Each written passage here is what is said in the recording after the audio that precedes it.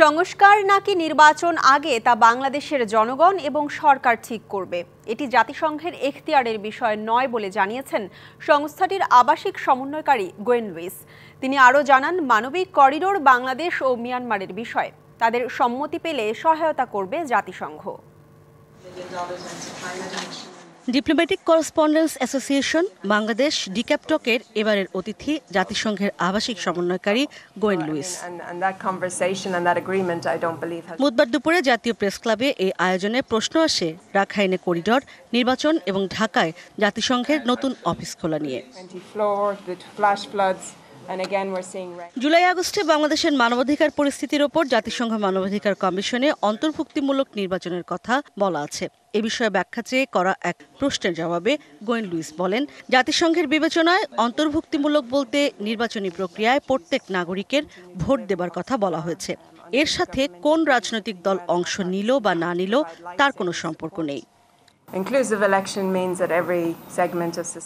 নির্বাচন অন্তর্ভুক্তিমূলক বলতে আমরা বুঝি সব ধরনের ভোটার ভোট দিতে পারছে কিনা, প্রত্যন্ত অঞ্চলের মানুষ, নারী, ক্ষুদ্র জাতিসত্তা সকলে। এর জন্য কোনো রাজনৈতিক দল জরুরি নয়।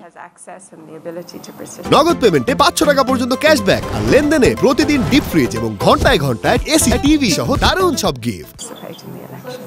রাষ্ট্র সংস্কার ও নির্বাচন নিয়ে বেশ কথা চলছে, ঠিক কোনটি আগে হবে এমন এক প্রশ্নে তিনি বলেন, এর সিদ্ধান্ত বাংলাদেশের জনগণ, সরকার এবং রাজনৈতিক দলগুলো নেবে। এটা সম্পূর্ণ বাংলাদেশের সরকার এবং জনগণ ঠিক করবে। এই বিষয়ে জাতিসংঘের কোনো মন্তব্য করা ঠিক নয়। করিডোর নিয়ে এক প্রশ্নের উত্তরে তিনি বলেন, এটি আইনি বিষয়, এর জন্য দুটি সার্বভৌম দেশের মধ্যে আলোচনা প্রয়োজন হয়। যদি বাংলাদেশ ও মিয়ানমারের মধ্যে কোনো চুক্তি হয়, জাতিসংঘ সহায়তা করবে, তবে এখনো সেরকম কিছু হয়নি।